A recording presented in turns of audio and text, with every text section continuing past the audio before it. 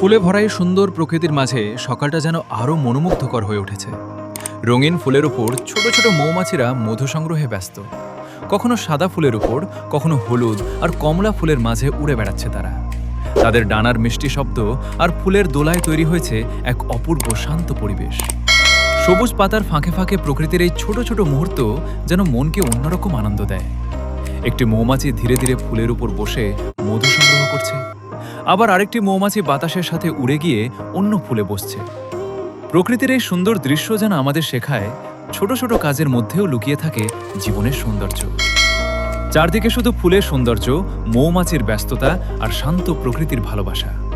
এমন দৃশ্য দেখলে মন সত্যিই শান্ত হয়ে যায়। এমন সুন্দর প্রকৃতির মুহূর্তই তুলে ধরে রাজ ব্লগ।